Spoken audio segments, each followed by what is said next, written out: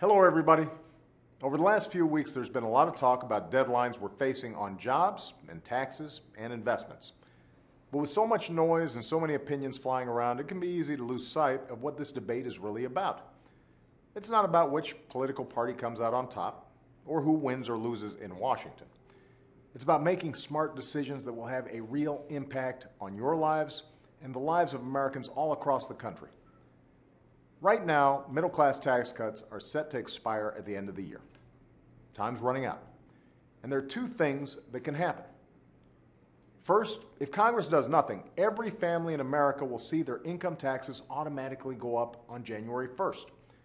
A typical middle-class family of four would get a $2,200 tax hike. That would be bad for families, it'd be bad for businesses, and it would drag down our entire economy. Now, Congress can avoid all of this by passing a law that prevents a tax hike on the first $250,000 of everybody's income. That means 98% of Americans and 97% of small businesses wouldn't see their income taxes go up by a single dime. Even the wealthiest Americans would get a tax cut on the first $250,000 of their income. And families everywhere would enjoy some peace of mind. The Senate has already done their part. Now we're just waiting for Republicans in the House to do the same thing. But so far, they've put forward an unbalanced plan that actually lowers rates for the wealthiest Americans. If we want to protect the middle class, then the math just doesn't work. We can and should do more than just extend middle-class tax cuts. And I stand ready to work with Republicans on a plan that spurs economic growth, creates jobs, and reduces our deficit. A plan that gives both sides some of what they want.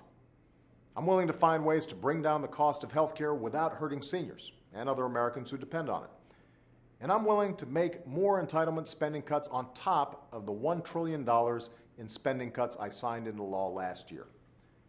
But if we're serious about reducing our deficit while still investing in things like education and research that are important to growing our economy, and if we're serious about protecting middle-class families, then we're also going to have to ask the wealthiest Americans to pay higher tax rates. That's one principle I won't compromise on. After all, this was a central question in the election. A clear majority of Americans, Democrats, Republicans, and Independents, agreed with a balanced approach that asks something from everyone, but a little more from those who can afford it the most. It's the only way to put our economy on a sustainable path without asking even more from the middle class. And it's the only kind of plan I'm willing to sign. Everyone agrees we need to bring down our deficit and strengthen our economy for the long term. The question is whether we can do it in a responsible way that allows us to keep investing in the things that have always made America strong. I'm convinced we can. And if both sides are willing to compromise, I believe we can give businesses and families a sense of security going into the new year. Thanks, and have a great weekend.